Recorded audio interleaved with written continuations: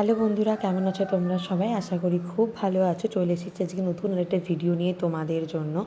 তো এখন যে ভিডিওটা দেখছো সেটা হচ্ছে যে বৃন্দাবনের আর একটা অন্যতম আকর্ষণীয় স্থান, সেটা হচ্ছে বৈষ্ণব দেবীর মন্দির। মানে বৃন্দাবন এটা নতুন তৈরি করেছে, এছাড়াও আরও কিন্তু অনেক নতুন নতুন মন্দির তৈরি করা হয়েছে।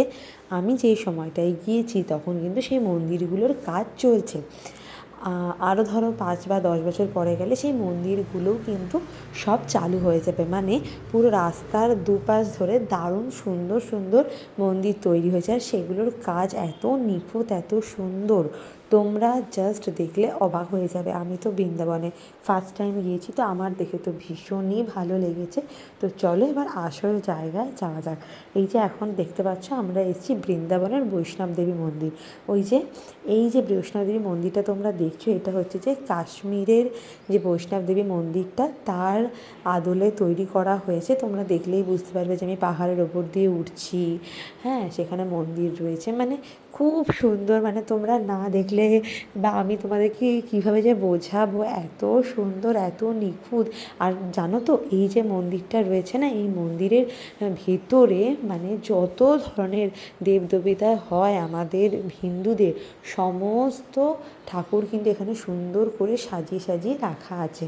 মানে মানে দেওয়াল পেন্টিং করে রাখা আছে। আমার এত ভালো লেগেছে, তোমরা না দেখলে বুঝবে না। যাই হোক, তোমাদের জন্য ডিটেলসে ভিডিও করছি। ওই যে আমার প্রত্যেকটা ভিডিওর একই বক্তব্য, যে যারা এসেছো এই মন্দিরটাতে, বৃন্দাবনের এই বৈষ্ণোদেবী মন্দিরটা, তারা তো জানোই যে কত সুন্দর এই মন্দিরটা। যারা আসোনি তাদের জন্য এই ডিটেলস ভিডিও তো আমার রইলই।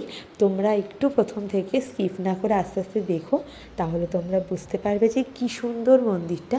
আর আমি কিন্তু চেষ্টা করেছি পুরো ডিটেলসে ভিডিও করার। মানে আমি ওখান থেকে ঢুকছি, কীভাবে বেরোচ্ছি, মানে আমি যেইভাবে যাচ্ছি তার চারপাশটা কীরকম, সবটা কিন্তু আমি ডিটেলসে ভিডিও করার চেষ্টা করেছি, শুধুমাত্র তোমাদের জন্য। আমার হাত ব্যথা হয়ে যায়, বাট তাও আমি চেষ্টা করি যে আমার যারা বন্ধুরা রয়েছে, কম কম করে আমার এখানে কিন্তু বেশ অনেক ভালো বন্ধু, মানে অনেক পরিমাণ বন্ধু আছে। আমি অল্পতেই খুশি। তারা যদি ভালোবাসা দেয়, তাদের যদি পছন্দ হয়, এটাই আমার কাছে অনেক বড় পাওয়া। তো এই যে পুরো ভিডিওটা আমার তাদেরই উদ্দেশ্যে করা, যে ডিটেলসে ভিডিও কী সুন্দর লাগছে। মানে বন্ধুরা, তোমরা না দেখলে বিশ্বাস করবে না, এত সুন্দর, এত সুন্দর, মানে আমি কি বলবো। তো যাই হোক, এবার কিন্তু আমরা মন্দিরের কাছাকাছি চলে এসেছি। এবার মন্দিরে ঢুকবো। আর এই মূর্তিটা কী সুন্দর করে তৈরি হয়েছে। আর জানো তো, এই যে মন্দিরে ঢোকার আগে আর একটা কক্ষ রয়েছে, সেখানে কিন্তু দেখা যাবে যে কীভাবে এই মন্দিরটা তৈরি করা হয়েছে বা কারা বানিয়েছে, এর যে ওনার, মানে কে এই মন্দিরটা স্থাপন করে, সবটাও কিন্তু এখানে ডিটেলসে দেওয়া রয়েছে। আর এই যে দেখো চারপাশটার এই যে এলাকাগুলো না, বিশাল বড় এলাকার মধ্যে দিয়ে কিন্তু এই মন্দিরগুলো তৈরি করা হয়েছে। তোমরা দেখলেই বুঝতে পারবে। তো চলো, আশা করি তোমাদের ভীষণই ভালো লাগছে। আর যদি তোমাদের ভালো লেগে থাকে, অবশ্যই কিন্তু আমাকে কমেন্ট করে জানাতে ভুলবে না। আর কারা কারা গেছো এই মন্দিরে, সেটাও কিন্তু অবশ্যই আমাকে জানিও।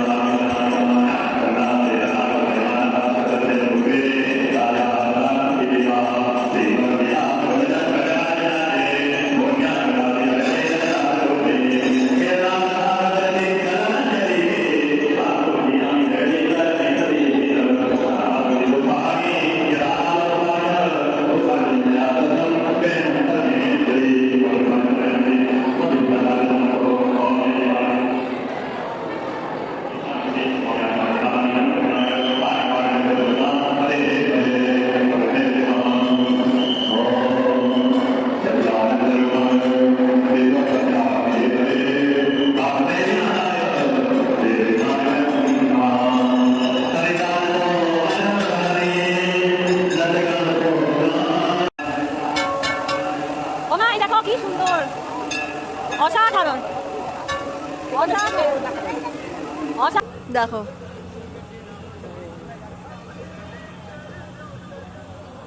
দারুণ, মন জুড়িয়ে গেল পুরো।